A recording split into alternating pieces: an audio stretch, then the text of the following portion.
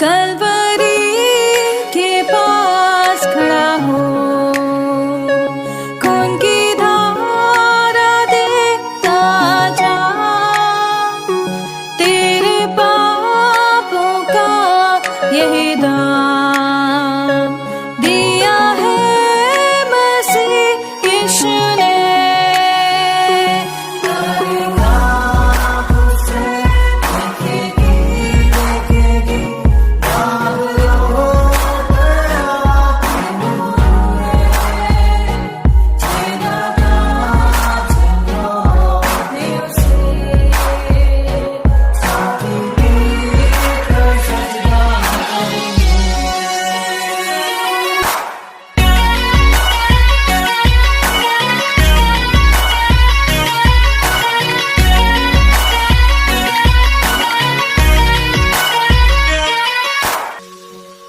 ये हुआ सब तेरे लिए, तूने भी उसे छेड़ा था,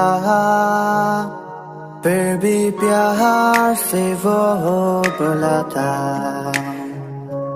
जाता क्यों नहीं तू उसके पास, फिर भी प्यार से वो बुलाता,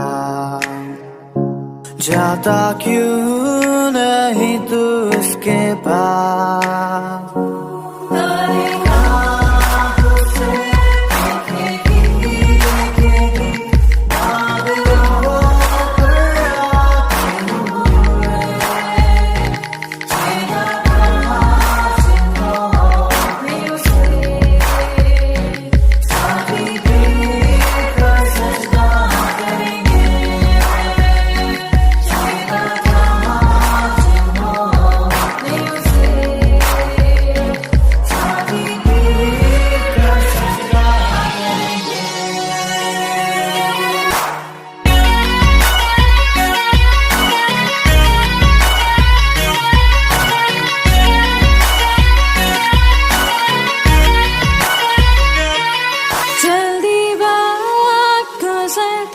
चाहता है, रात अंधेरी आती है, तौबा कर दरवाजा होगा बंद, कुछ ना होगा वे पछताने से,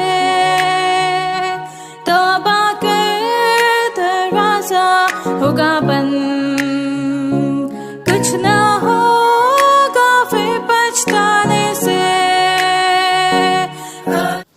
हम प्रभु परमेश्वर को धन्यवाद देते हैं आज की सुंदर सुबह के लिए कि परमेश्वर ने आज की सुंदर सुबह मुझे और आपको दी है कि हम परमेश्वर की निकटता में आकर परमेश्वर की महिमा करें। प्रियो, मैं आप सभी का स्वागत और वेलकम करता हूँ living Christian movement fellowship ministry Jaipur Rajasthan में। परमेश्वर का धन्यवाद हो कि परमेश्वर ने आज का दिन एक बार फिर से मुझे और आपको दिया है। थर्सडे का दिन है। प्रभु ने हमें अपनी नई ज्योति दिखाई, नया दिन दिखाया और हम परमेश्वर को दिल की गहराई से धन्यवाद देते हैं कि उसने हम सबको आशीष दी और अपनी उपस्थिति और अपनी निकटता, अपने प्रेम का एहसास दिया है। प्रियो, हम रोमियोस के 12 अध्याय और उसके 9 पद को आपके सामने पढ़ना चाहता हूँ। लिखा है, प्रेम निष्कपट हो, बुराई से घृणा करो, भलाई में लगे रहो।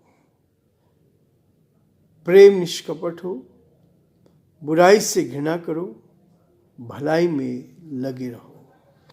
परमेश्वर का वचन रोमियोस का 12वां अध्याय और उसके 9 पद में स्पष्ट करता है।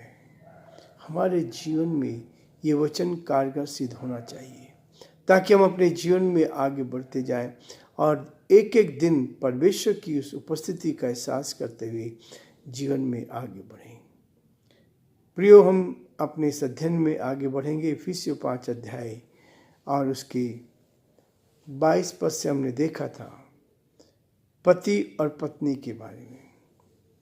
आदम और हवा को जब परमेश्वर ने बनाया और जब हवा को बनाकर आदम के पास लेकर आया तब पहली शादी परमेश्वर पिता ने की थी और आज भी वैसी ही शादी होती है।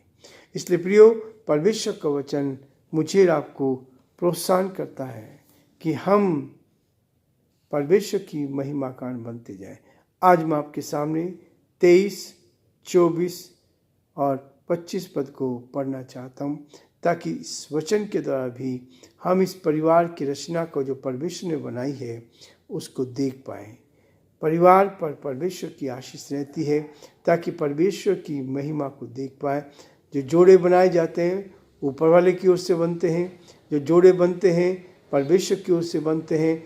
और परमेश्वर का वचन कहता है जिसको मनुष्य ने जोड़ा उसको परमेश्वर ने जोड़ा है, उसको कोई मनुष्य अलग ना करने पाए।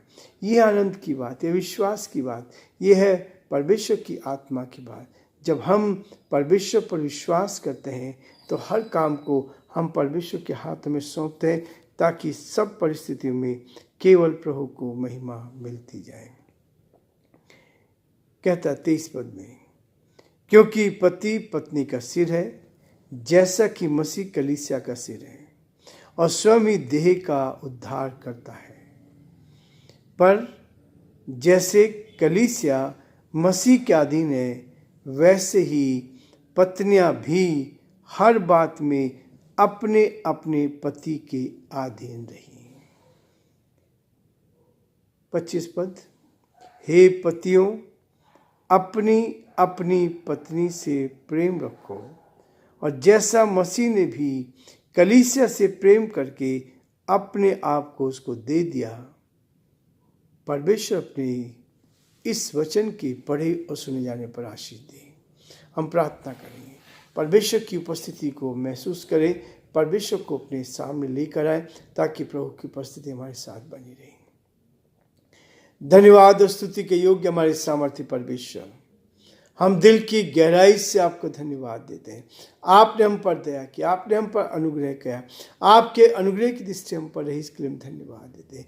हे सामर्थी, हे विश्वास योग्य परमेश्वर, हमारी आपसे प्रार्थना, आपसे विनती है, आपकी सुरक्षा में मिले, आपकी निकटता में मिले, आपके प्रेम का एहसास हमें दे, ताकि हर कदम पर हम आपकी महिमा को देख पाए और अंधकार की दुष्ट की सारी चालें परास्त की जाए। हमारे सारे भाई बहनों के लिए जो प्रभु हमारे साथ इस YouTube चैनल पर जुड़े हैं, यदि कोई बीमार है, परेशानी में, कठिनाई में, दुख में, मुसीबत में है, तो यीशु के नाम से हम प्रार्थना करते हैं, हर एक की सुधि ले, हर एक की मदद का, हर एक को अपने हाथों में ले, ताकि परमेश्वर हर जन आप में सुरक्षित रहे और आपकी महिमा कान बन सके। प्रभु हम बड़े आदर के साथ, दीनता के साथ, नम्रता के साथ प्रभु जी आपके चरणों में झुक जाते हैं और प्रार्थना करते हैं। पिता, हमारे सारे जवानों के लिए, जवानों को आपके हाथों में सौंपते हैं। प्रभु हम प्रार्थना करते हैं उनको अपनी आशीष से भरपूर कर और उत्तम जीवन साथी दे, ताकि परमेश्वर सब बातों में हम आपको महिमा दे सके और आपका नाम ऊंचा किया जाए। आप प्रार्थना का उत्तर देते हैं, सामर्थशाली परमेश्वर अपने समय पर सब कुछ को पूरा करते हैं। हम आपकी तारीफ करते हैं, हम आपकी प्रशंसा करते हैं और आपके नाम को सराहते हैं। हमारा हृदय आपके प्रति धन्यवाद से भरा है प्रभु, कि आपने अपनी महिमा को प्रकट किया, ताकि हम आपकी महिमा को देख पाएँ। बड़े आदर के साथ, दीनता, नम्रता के साथ हमारे देश को आपके हाथ में सौंपते हैं। इस देश पर आपकी आशीष हो, हमारे प्रदेश राजस्थान पर भी आपकी आशीष चाहते हैं और अलग अलग प्रदेशों को भी आपके हाथ में सौंपते हैं। प्रभु आपका दया का हाथ बना रहे, आपकी सुरक्षा बनी रहे, इस देश में शांति आए, इस देश में आनंद आए, खुशी आए और सब बातों में परमेश्वर केवल आपका नाम ऊंचा किया जाए। हम बड़े आदर के साथ, दीनता के साथ, नम्रता के साथ इस प्रार्थना को अपने प्रभु, अपने उद्धारकर्ता यीशु मसीह के नाम से मांगते हैं, आमीन। प्रिय, परमेश्वर का वचन कहता है, प्रेम निष्कपट हो, भलाई में लगे रहो, भलाई में लगे रहो। प्रेम में स्वार्थ नहीं होना चाहिए। कहीं भी प्रेम में यदि स्वार्थ आता है, पति पत्नी के जीवन में भी कभी भी स्वार्थ की भावना नहीं होनी चाहिए। और आज परमेश्वर फिर से हमें इस अध्याय को लेकर इस बात के लिए प्रेरित करता है कि जो परिवार की रचना है, ये उस स्वर्गीय पिता ने तैयार की है। ये परिवार की रचना परमेश्वर की ओर से तैयार किया। पति पत्नी का जीवन परमेश्वर ने बनाया है, इसलिए परमेश्वर हर कदम पर हमारी मदद करता है, हमारी सहायता करता है, ताकि हम अपने परिवार का संचालन परमेश्वर की योजना में पूरा कर सकें। और यही हमारे जीवन के लिए महत्वपूर्ण है, क्योंकि पति पत्नी का सिर है, जैसा मसीह कलीसिया का सिर है, और स्वयं ही देह का उद्धार करता है। हमारे जीवन में उद्धार देने का काम यीशु मसीह करता है।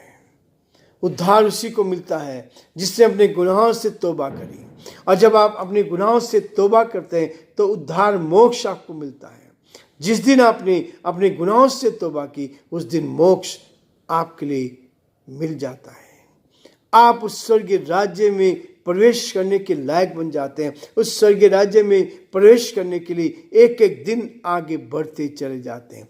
जब तक आप इस पृथ्वी पर रहते हैं, आप उसके साथ बने रहते हैं। परमेश्वर चाहता है कि हम प्रेम जो करते हैं निष्कपट रहकर चलें और परमेश्वर की अधीनता में रहें, परमेश्वर के साथ रहें, और जो बुराई है उसको दूर करते हुए परमेश्वर की प्रेम को अपने जीवन में लेकर आगे बढ़ते जाए।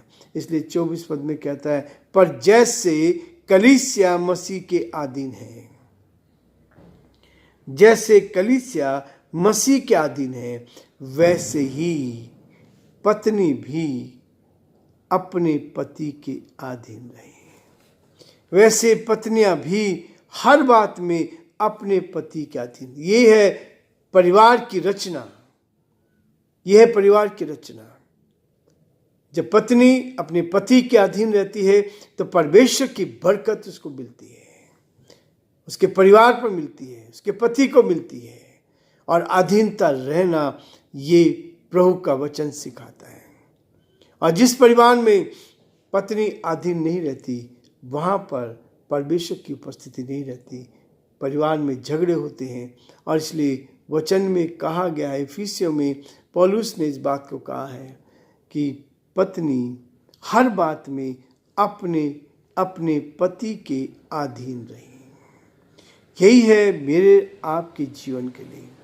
और इसलिए पहला पत्रस का 3 अध्याय 7 पद में भी इसी बात को दर्शाया गया है। पत्रस में भी प्रभु के वचन में लिखा है, 3 अध्याय का 7 पद कहता है पहले पत्रस का, कि पत्नी को अपने पति की अधीनता में रहना चाहिए। यही है वास्तव में परिवार की नींव। ताकतवर परिवार वो होता है जो वास्तव में पति पत्नी एक दूसरे से प्यार करते हैं और पत्नी अपने पति की अधीनता में रहती है। और इसलिए प्रियो, आज के दिन में परमेश्वर का वचन कहता है 25 पद में, हे पतियों, परमेश्वर ने बराबर का स्थान दिया है पति को भी और पत्नी को भी। पत्नी को अधीनता का काम कहा गया, लेकिन पति के लिए कहता है, हे पतियों, अपनी अपनी पत्नी से प्रेम रखो, जैसा मसीह ने भी कलीसिया से प्रेम करके अपने आप को उसके लिए दे दिया है। परमेश्वर चाहता है कि हम अपनी पत्नी से प्रेम करें और उसका आदर करें, सम्मान करें, परमेश्वर की महिमा कारण बन सके। आदर करना, अधीनता रहना। पत्नी को अधीन रहना है और पति को आदर करना है। अपनी पत्नी का आदर करना है। वो सहायक के रूप में उसको दी गई है ताकि वो परमेश्वर की अगुवाई में होकर आगे बढ़ती जाए। प्रियो, आज हम ही रुकेंगे, कल फिर इस विषय को लेकर आगे बढ़ेंगे ताकि इस पूरे सप्ताह भर हम इसमें से बहुत सारी बातों को सीख सकें, देख सकें और पति पत्नी का रिश्ता और अधिक मजबूत होता चल जाए। प्रभु आप सबको बहुत आशीष दे। परमेश्वर का हाथ आप पर और आपके पूरे परिवार पर बना रहे, यही हमारी दुआ है, यही हमारी प्रार्थना है कि परमेश्वर का करुणा का हाथ आप पर बना रहे और आप जीवन में आगे बढ़कर परमेश्वर की महिमा करते चले जाएं।